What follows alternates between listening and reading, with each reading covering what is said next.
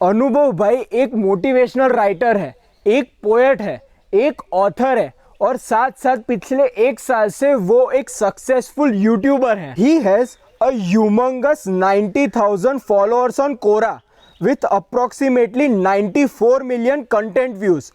पिछले 1 साल में उन्होंने 650 वीडियोस बनाए हैं and has a massive 3 lakh subscribers on YouTube. Basically ये सभी लोग मेरे जैसे हैं जो अनुभव भाई को अपना बड़ा भाई मानते हैं। आज हम उन्हीं से उनकी जर्नी सक्सेस स्टोरी के बारे में जानेंगे, कैसे उन्होंने अपनी लाइफ के ऑब्स्टेकल्स और मेजर फेलियर को ओवरकम किया and how he rose up stronger than ever. हमारी इस कन्वर्सेशन से आप सब सक्सेस के कई लेसन्स एक्सट्रैक्ट कर पाओगे।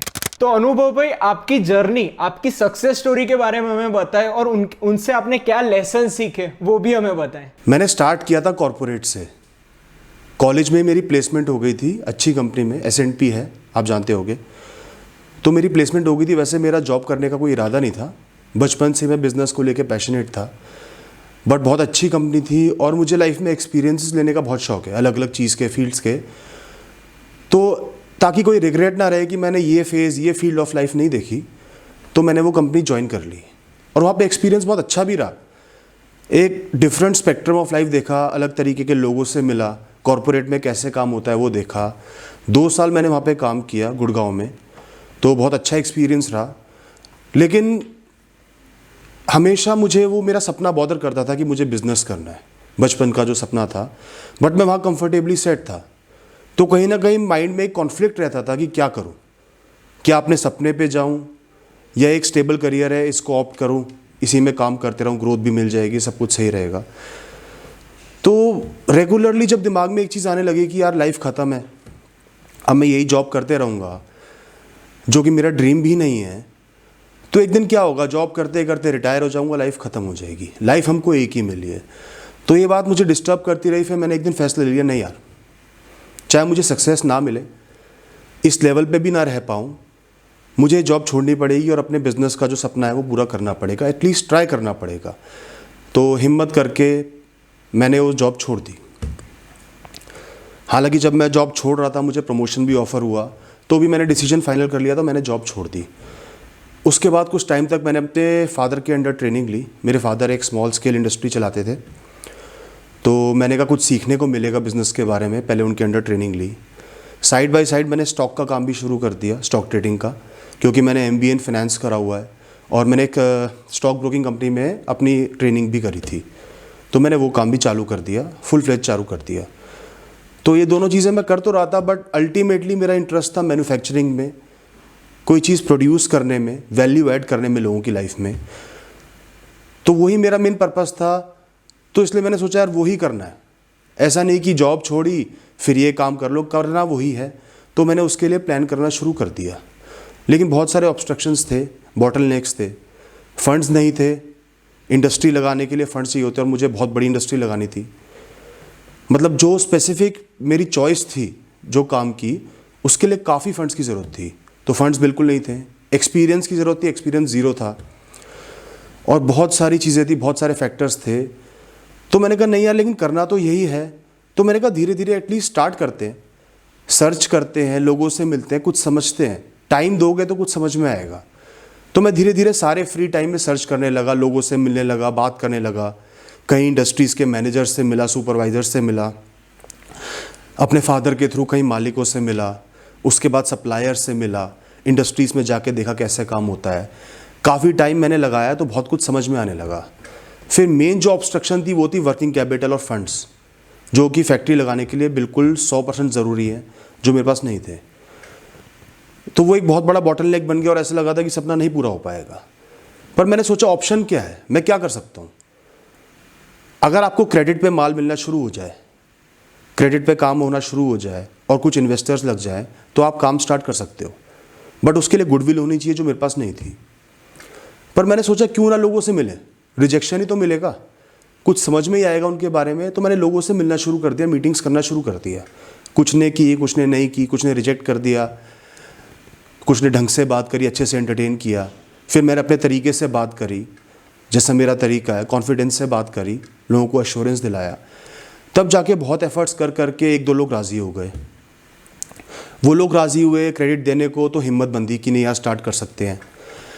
फिर उसके बाद सारी रिसोर्सेज को एक्यूमुलेट करा, सेकेंड हैंड मशीनरी ढूंढी, क्योंकि नई मशीनरी तो बहुत महंगी होती है, रेंट पे जगह ढूंढी, बहुत सारे वर्कर्स चाहिए थे, सबको मैंने एक एक करके खुद हायर करा, मैनेजर को भी खुद हायर करा। इस तरीके से बहुत एफर्ट्स लगा लगा के धीरे धीरे किसी तरह वो काम शुरू हो गया। तो वो एक, मैं मानता हूँ मेरी लाइफ की बहुत बड़ी उपलब्धि थी। जो चीज़ ऑलमोस्ट इम्पॉसिबल थी, एफर्ट्स डाल के वो चीज़ पॉसिबल हो गई। और कहीं ना कहीं मुझे ऐसा लगता है कि आप अगर जेन्युइनली एफर्ट्स करो, ट्राई करो, तो यूनिवर्स आपका सपोर्ट करता है, अपने आप रास्ते निकल जाते हैं, और वैसा हुआ।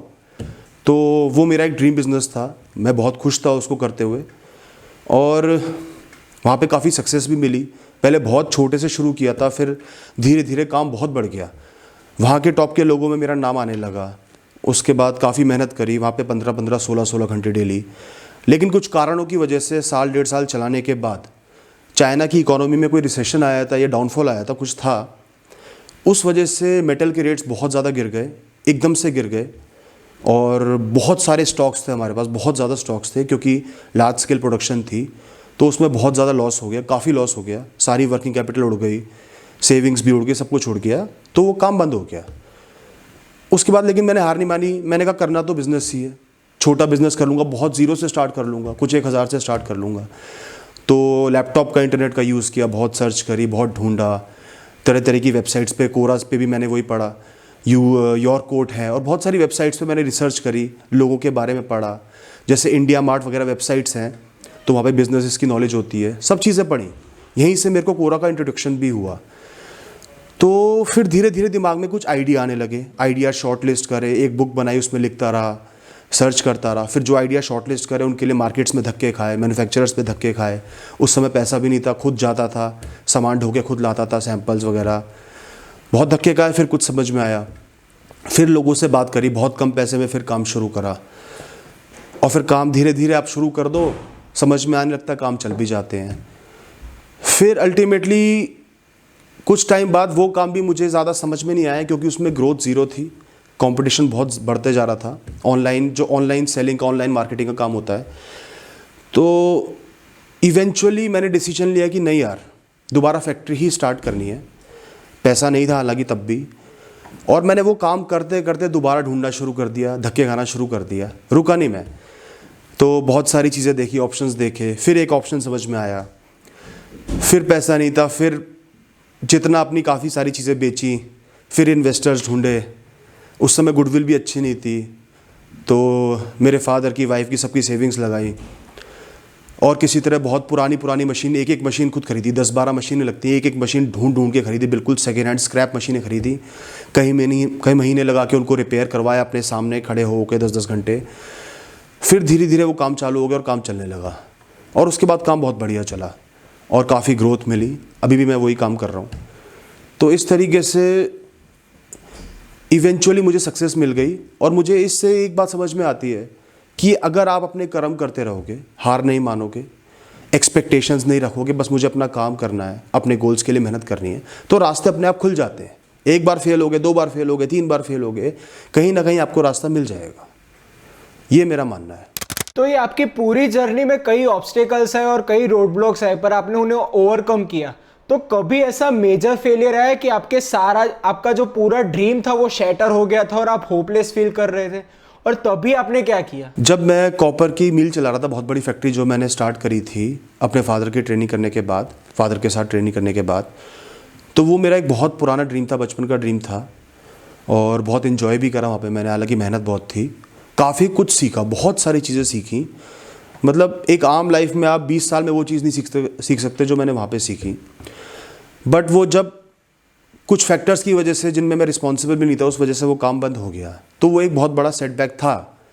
क्योंकि एक तो अब उसको दोबारा स्टार्ट करना ऑलमोस्ट इम्पॉसिबल था उसी काम को, और काफ़ी कुछ चला गया था, बहुत ज़्यादा लॉसेस हो गए थे। मतलब उस समय जो मेरी पेंडिंग EMIs थी उनके लिए भी पैसा नहीं बचा था, तो उस समय काफ़ी एक स्ट्रेसफुल माहौल था। बट मैंने स्ट्रेस नहीं लिया, मैंने अपनी डिफीट को एक्सेप्ट कर लिया, फेलियर को एक्सेप्ट कर लिया, और ये सोच लिया कि आज जो मेरी कंडीशन है मैं यहीं से एक दोबारा स्टार्ट करूँगा।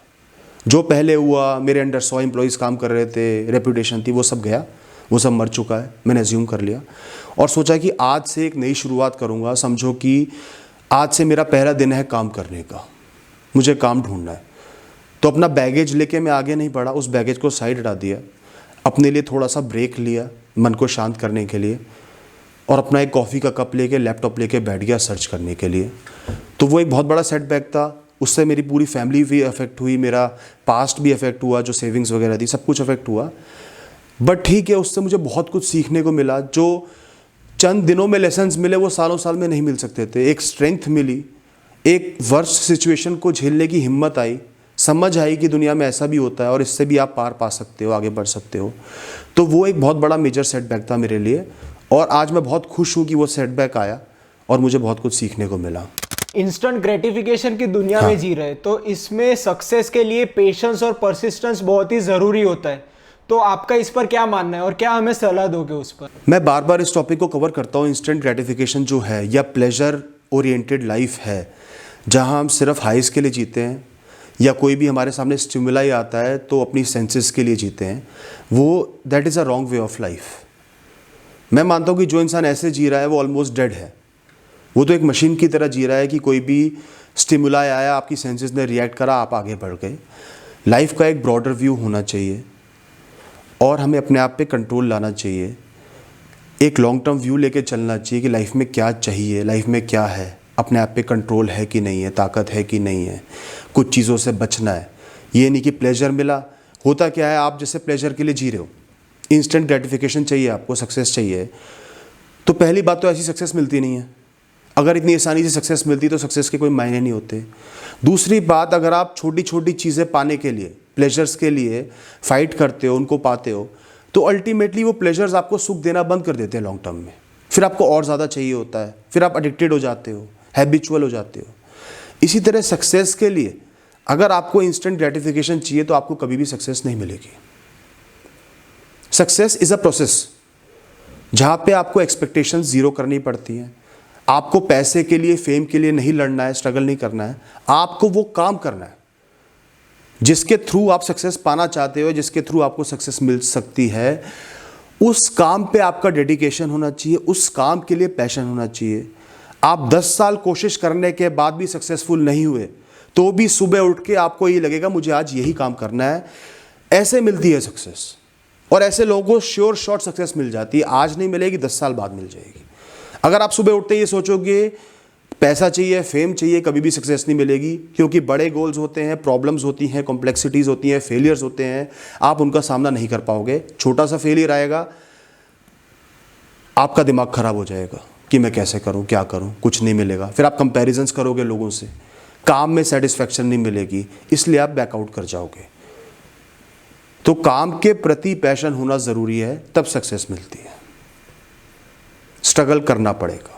लाइफ में कभी क्या होता है कि होप थोड़ी कम हो जाती है और हमें पता नहीं चलता कि हमें और परसिवियर करना चाहिए या तो उसे गिव अप कर मूव ऑन करना चाहिए। तो ऐसी सिचुएशन में कैसे डिसीजन ले और कैसे हमारे मन को शांत रखें ऐसे में? अब इसमें 2 चीज़ें हैं। एक है आपका लाइफ लॉन्ग गोल, बचपन से आपका एक पैशन है, आपको एक चीज़ ही करनी है। अगर ऐसा है तो यू कांट गिव अप।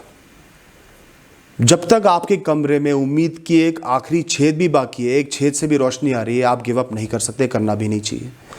प्रयास करते रहो, गिरते रहो, उठते रहो, कोशिश करते रहो। जब वो छोटा सा छेद भी बंद हो जाए, वैसे तो सक्सेस मिल जाएगी, ना मिले, अगर बिल्कुल ही होप ज़ीरो हो जाए, कोई ऑप्शन ही ना हो, तो ऑटोमेटिक गिव अप होना चाहिए। आपने गिव अप नहीं किया, लाइफ ने उस गोल पे आपके लिए गिव अप कर दिया। लाइफ नहीं चाहती कि वो गोल आपको मिले। तो अगर आपका कोई लाइफ लॉन्ग पैशन है तो आखिरी दम तक आपको कोशिश करनी है। और कोशिश कैसे कर पाओगे, जैसे मैंने अभी बताया कि वो वर्क आपका पैशन है, वो काम आपका पैशन है। अब दूसरी बात आती है, जो नॉर्मल गोल्स होते हैं लाइफ में, छोटे गोल्स होते हैं, मीडियम साइज गोल्स होते हैं, उसमें बड़ा क्वेश्चन आता है कब गिव अप करें। जैसे मैं कॉम्पिटिटिव एग्जाम्स की अगर प्रिपरेशन कर रहा हूँ, कितने साल करूँ, 3 साल, 5 साल, 10 साल, ऐसा ना पूरा जीवन निकल जाए, करियर ख़राब हो जाए। तो उसमें मैं लोगों को कहता हूँ, एक तो एक टाइम फ्रेम बना के चलो। कोई भी गोल आपने स्टार्ट किया है, 3 साल, 5 साल, 7 साल का एक टाइम फ्रेम लेके चलो। इतने साल मुझे मन लगा के मेहनत करनी है, 100% देना है, अपने आप को कंपेयर नहीं करना किसी से, ये नहीं सोचना मैं कर सकता हूँ नहीं कर सकता हूँ, 100% एफर्ट्स डालने हैं। उसके बाद या तो सक्सेस मिल जाएगी, या इवेल्युएट करना कि आप कितने नज़दीक पहुँच गए हो सक्सेस के। अगर आप कुछ नंबर से वो एग्ज़ाम मिस कर रहे हो या वो जो गोल है वो मिस कर रहे हो, बहुत आगे पहुँच चुके हो, आपने जो एफर्ट्स डाले हैं उनका एक इफ़ेक्ट आया है, तो आपको और कंटिन्यू करना चाहिए, अपने टाइम को एक्सटेंड कर दो। अगर आप 10% भी पास नहीं पहुँचे, 5 साल से प्रिपरेशन कर रहे हो, चाहे आपने मन नहीं लगाया, चाहे आपको सक्सेस मिल ही नहीं पा रही, अगर आप 10-20% पे अटके हुए हो तो बेटर है उस गोल को ख़त्म करके आगे बढ़ जाओ। एक मैच्योर पर्सपेक्टिव लेके, प्रैक्टिकलिटी लेके आगे बढ़ जाओ। ये मीडियम साइज गोल्स के लिए ऐसा होना चाहिए। और दूसरी बात है, कई बार क्या होता है, हम कितनी कोशिश कर लें, सालों साल कोशिश कर रहे हैं, कुछ ना कुछ ऐसा हो रहा है कि सक्सेस नहीं मिल पा रही। मतलब नेचर कुछ ऐसा प्ले कर रही है, जैसे मेरे साथ हुआ, मेरे को ऐसे लॉसेस हो गए जिनको मैं कवर ही नहीं कर पाया, मेरी कोई गलती भी नहीं थी, और भी कई सारी ऐसी चीज़ें हुई थी। तो उस समय जब आप वो चीज़ कर ही नहीं पा रहे, कुछ साल कोशिश करने के बाद भी नेचर टोटली अगेंस्ट प्ले कर रही है, कोई सपोर्ट नहीं है, तो बेटर है इंट्रोस्पेक्ट करके, इवेल्युएट करके, अपने एफर्ट्स को अप्रिशिएट करके आप आगे बढ़ जाओ, ताकि आप लाइफ में आगे बढ़ पाओ।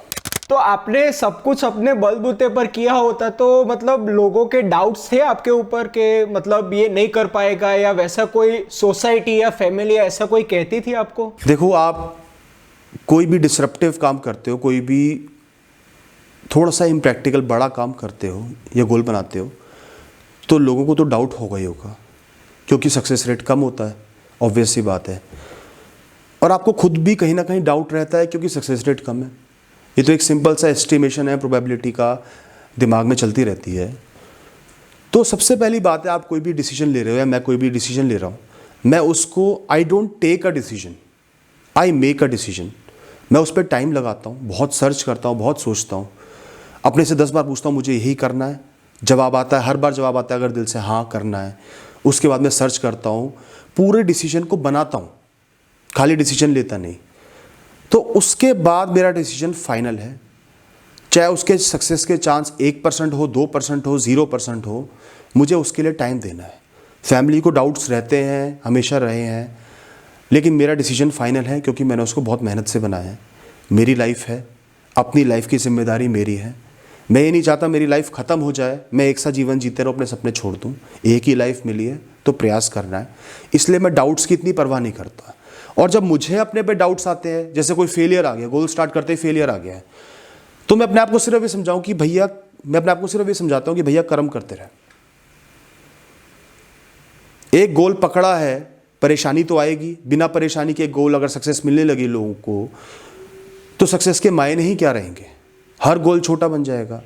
तो परेशानी आएगी, परेशानी को एज अ चैलेंज लेना, एज अ गेम लेना है, बहुत कुछ सीखने को मिलेगा, प्रॉब्लम को सॉल्व करना है, ये एटीट्यूड रख के चलना है, और अपनी तरफ से सिर्फ कर्म करने, एक्सपेक्टेशन ज़ीरो रखनी है।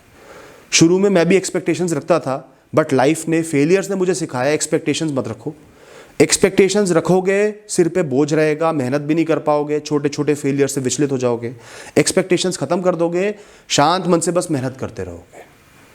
तो मैंने वो रास्ता अपनाया, इसलिए डाउट्स की उसमें कोई जगह नहीं थी। दोस्तों, आई होप आपको इस वीडियो से कई इंस्पिरेशनल इंसाइट्स मिली। इसका next part next week same day same time इस चैनल पर पब्लिश होगा। Spoiler alert, it is a must watch for all Indian youth. All right, catch you all in the next one. Peace. Thank you.